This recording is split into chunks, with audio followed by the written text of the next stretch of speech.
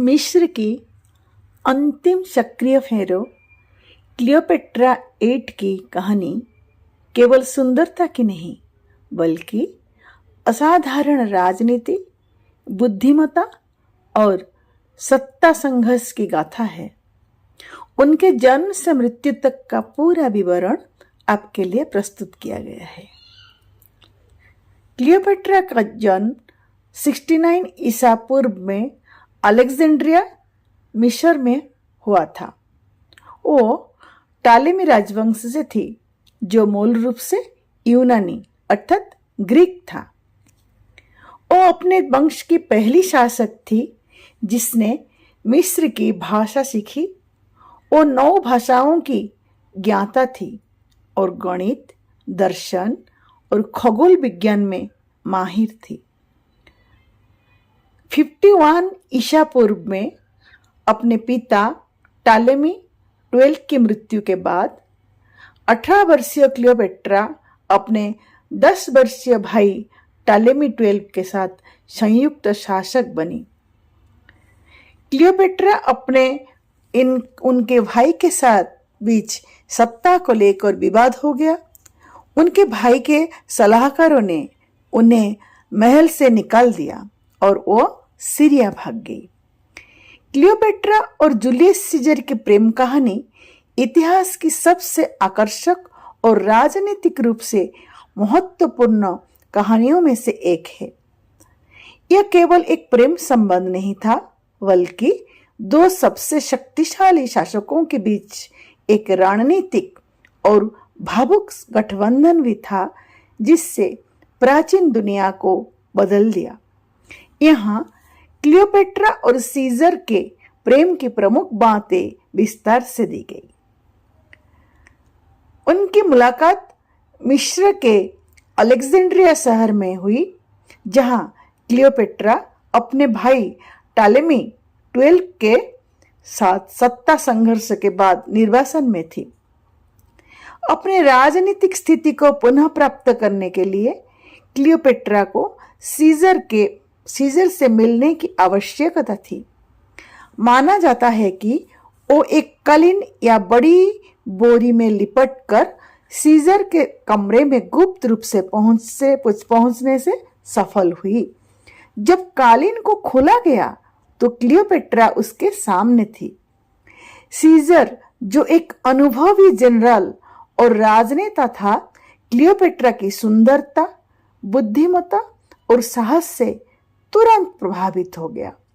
उस समय क्लियोपेट्रा लगभग 21 साल की थी और सीजर 52 साल के थे। राजनीतिक और व्यक्तिगत गठबंधन में सीजर ने क्लियोपेट्रा को मिस्र के सिंहासन पर पुनः स्थापित करने में मदद करने का निर्णय लिया। सीजर और क्लियोपेट्रा की संयुक्त सेना ने टालेमी की सेना का सामना किया जो युद्ध के दौरान मारा गया। इसके बाद क्लियोपेट्रा मिस्र की पूर्ण शासक बनी। मिस्र रोमन साम्राज्य के लिए महत्वपूर्ण था क्योंकि यह अनाज का एक बड़ा आपूर्तिकर्ता था। सीजर के लिए क्लियोपेट्रा का नियंत्रण रोम की स्थिरता के लिए भी महत्वपूर्ण था। दोनों ने साथ मिलकर नील नदी पर एक लंबी यात्रा की जिसे उनके रिश्ते के स्वर्ण काल के रूप में देखा जाता है। 47 ईसा पूर्व में क्लियोपेट्रा ने एक बेटे को जन्म दिया जिसे उन्होंने सीजरियन या छोटा सीजर नाम दिया। यह एक महत्वपूर्ण घटना थी क्योंकि सीजर का रोम में कोई जैविक बेटा नहीं था। सीजर के अनुरोध पर क्लियोपेट्रा अपने बेटे के साथ रोम में क्लियोपेट्रा का स्वागत विलासिता तरीके से किया गया। और सीजर के एक विला में रुकी और सीजर ने अपने विंग्स जेनेट्रिक्स के मंदिर में क्लियोपेट्रा की एक सोने की मूर्ति स्थापित की।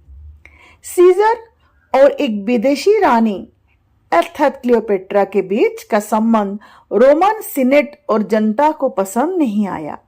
उन्हें डर लगा था कि क्लियोपेट्रा बहुत अधिक प्रभाव डाल रही है और सीजर स्वयं को एक राजा घोषित कर सकता है।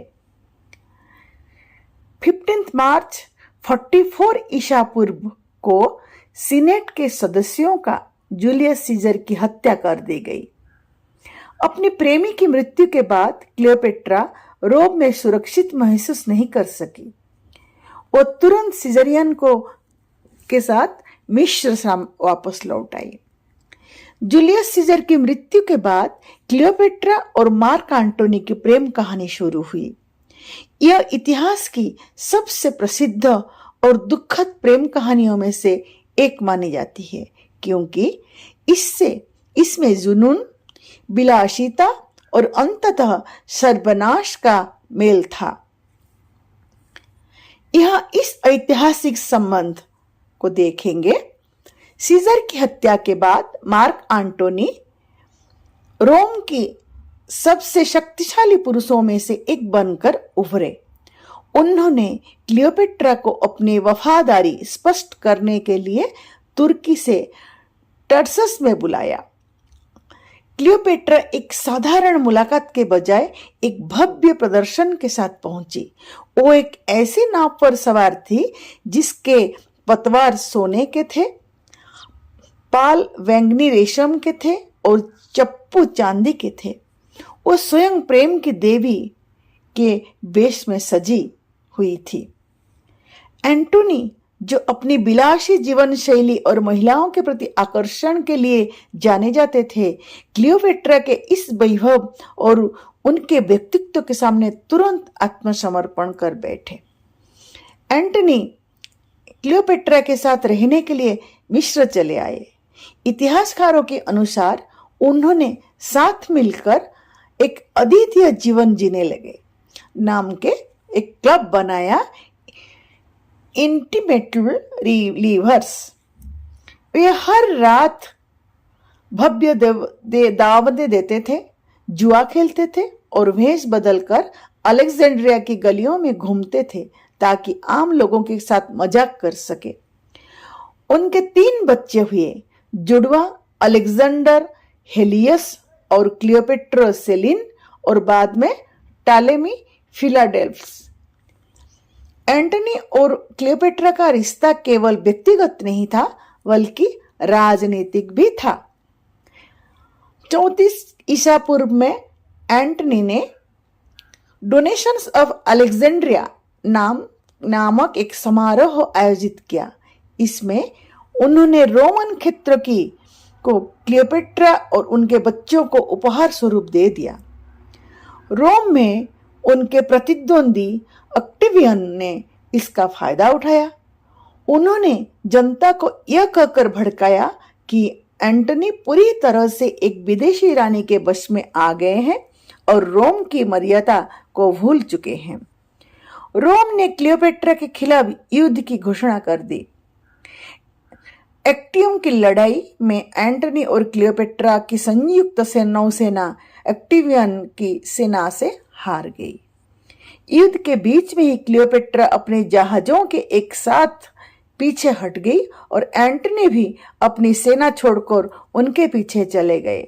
इस निर्णय को इतिहास में एक बड़ी रणनीतिक भूल माना जाता है जो उनके प्रेम की तीव्रता को दर्शाता है।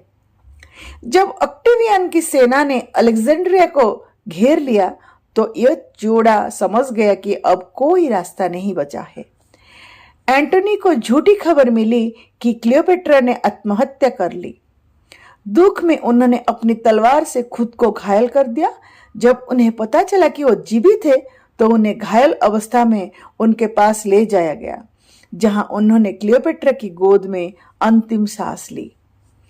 ऑक्टेवियन क्लियोपेट्रा को बंदी बनाकर रोम की गलियों में घुमाना चाहता था। इस अपमान से बचने के लिए 39 वर्ष की आयु में ही क्लियोपेट्रा ने आत्महत्या कर ली। कहा जाता है कि उन्होंने एक जहरीले सांप से खुद को डसवाया।